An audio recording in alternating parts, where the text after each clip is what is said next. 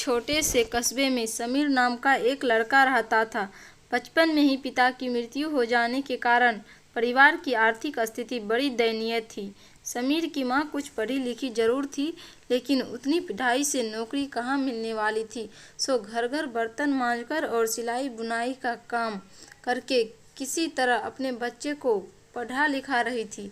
समीर स्वभाव से थोड़ा शर्मीला था और अक्सर चुपचाप बैठा रहता था।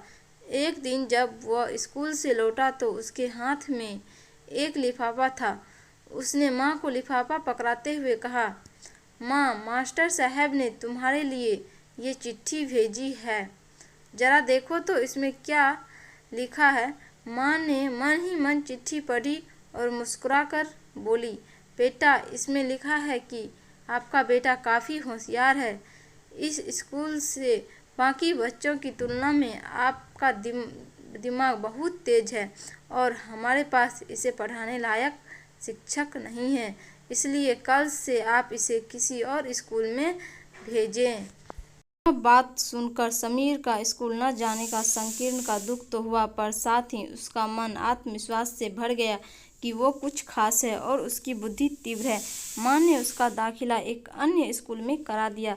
समय बीतने लगा। समीर ने खूब मेहनत से पढ़ाई की। आगे चलकर उसने सिविल सर्विसेज परीक्षा भी पास की और आईएएस ऑफिसर बन गया।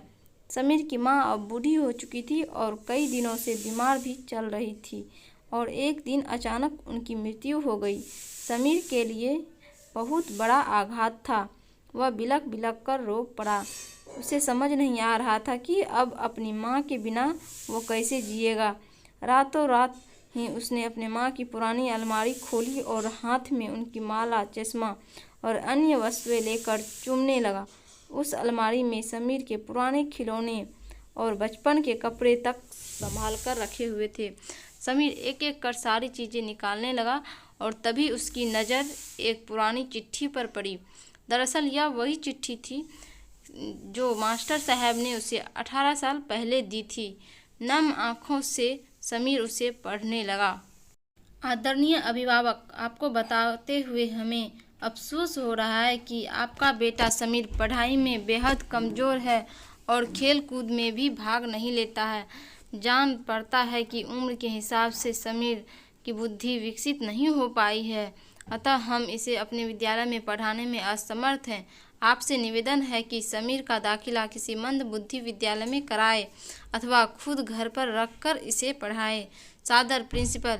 समीर जानता था कि भले अब उसकी माँ इस दुनिया में नहीं रही, पर वो जहाँ भी रहे उनकी ममता, उनका आशीर्वाद सदा उस पर बना रहेगा। दोस्तों, रुडयार्ड किपलिंग ने कहा है, भगवान सभी जगह नहीं हो सकते, इसलिए उसने माँ बनाई है। माँ से बढ़कर त्याग और तपस्या की मूर्त भला और कौन हो सकता है। हम पढ़ लिख लें, बड़े होकर कुछ बन जाए, इसके लिए वो चुपचाप न जाने कितनी कुर्बानियाँ देती है। अपनी ज़रूरतें मारकर हमारे शौक़ पूरी करती है। यहाँ तक कि संतान बुरा व्यवहार करे तो भी माँ उसका भला ही सोचती है। सचमुच माँ जैसा कोई नहीं हो सकता।